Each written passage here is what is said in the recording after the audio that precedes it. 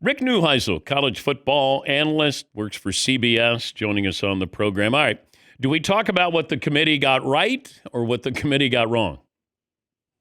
I think the answer is we're all kind of lost in a world that for 6 weeks we were told that Notre Dame was better than Miami.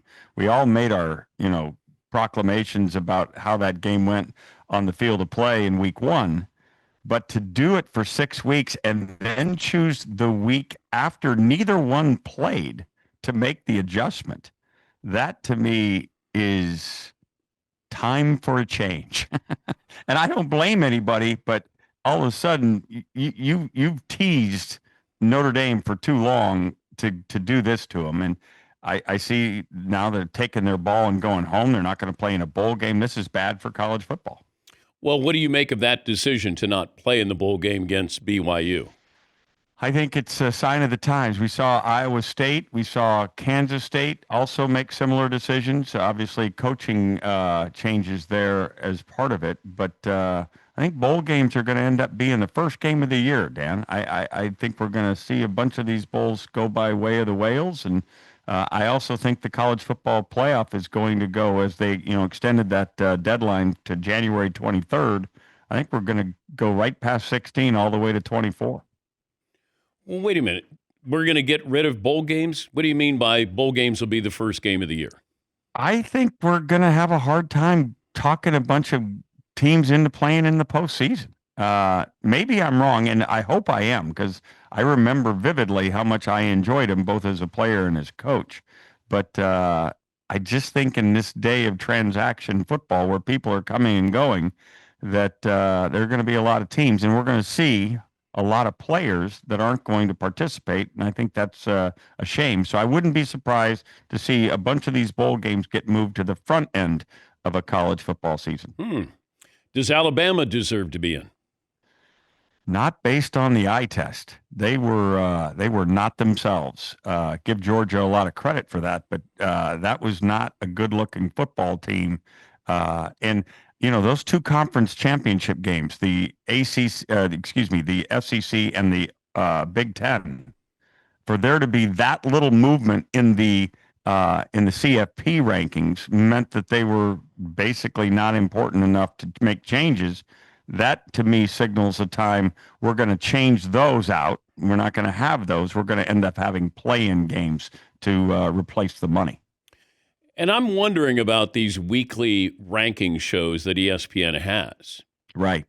And I think it puts the college football committee in a really precarious position because they have to explain themselves, and they don't do a very good job explaining themselves.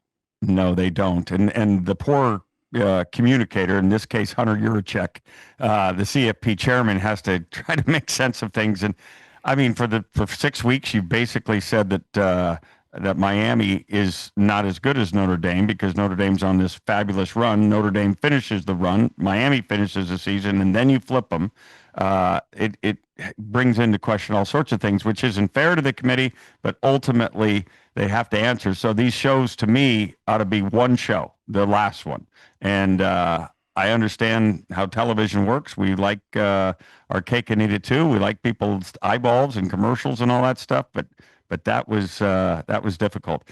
I knew the committee was in trouble when Boo Corrigan, as the committee chair, Dan, said, "As you know, we like wins." And we value wins.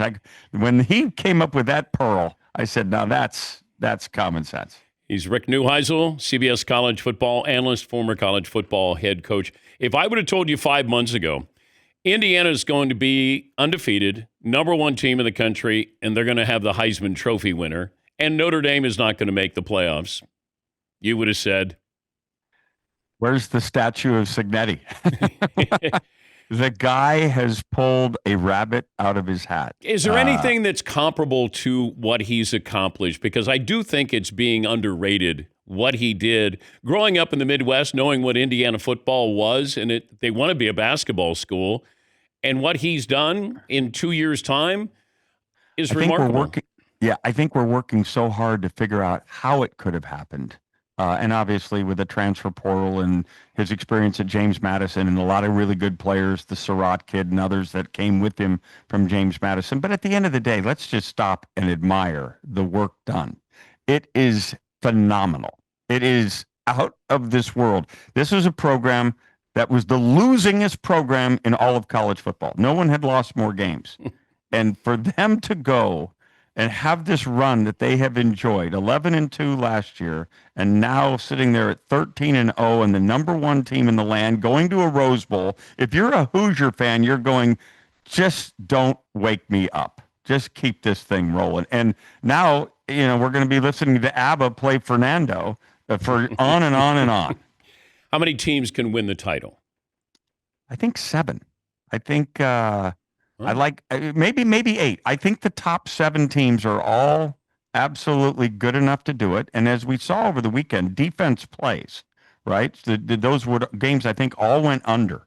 So if you have the top 7, and I think if I'm looking past the 7th team, I kind of like Miami. I think Miami is dangerous if Carson Beck gets on a heater. How did Penn State do in the big picture here? A whole lot of consternation and a whole lot of time and money spent to get the same coach. I mean, Matt Campbell's a fine coach, but he has no better resume than James Franklin when he got there. And James Franklin had a great run. I understand the whiplash of the 3 games and why it happened, but Matt Campbell's going to have to go a ways to be better than what James Franklin is. And right now, if you're looking at Virginia Tech and Penn State, the momentum's clearly with Virginia Tech. I was told over the weekend that we're going to 16 teams with the playoff next year. I think, as the old saying goes, the answer is money. Now, what was the question, right? But given the Notre Dame situation, I wouldn't be shocked if we go right through it. I really wouldn't, because to get to 24, now you can start supplanting some of these conference championship games, which right now, after the weekend, we saw even with Alabama looking that terrible, didn't move a spot. Ohio State lost the game, but is the 2 seed, and nothing really matters. All they did is risk players. I think we're going to look for games to supplant those, and in so doing, we're going to end up at a number that's larger than 16. Why would we stop knowing that we're probably going to get there anyway? Yeah, but the conference championships have always been a money grab. Sure. Right? That's all. That's why they just were like created. Just like basketball. Conference tournaments are a money grab. They don't really mean that much when you're in the Power 4 structure. Now, for the ACC and the Big 12, they're important games because loser is out. And in this game, even winner was out. I wonder if they might make a deal with Notre Dame and the ACC. If the ACC doesn't have a champion, as Duke was, that Notre Dame can be their champion. Remember, Notre Dame went as an ACC team back in the COVID year. Who would you make the commissioner of college football? Oh, goodness. Is there somebody who can do that job as big as it is?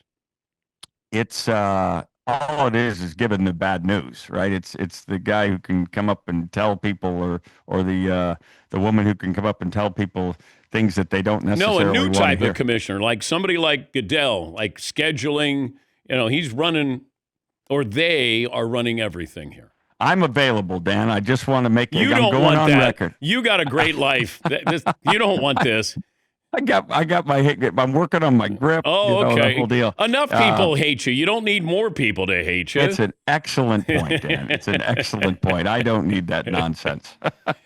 Thank you, buddy. I appreciate your time. Always wonderful to be with you. Happy holidays, and I'll have a song for you the next time we talk. Rick Neuheisel, CBS sports analyst. Okay, he brings up something interesting from the standpoint of expanding the playoffs. Now, I'm going to take a break, and then we'll come back. I want to talk about this because there's also going to be a push for something that has to do with bowl games. And we might flip the script of having bowl games to start seasons. They want to make sure that these players are going to play in the bowl games. Rick has talked about expanding the playoffs to 24. And I understand. You may not like it, his logic, but I do understand it. We'll take a break. We'll come back. More of your phone calls, best and worst of the weekend, right after this.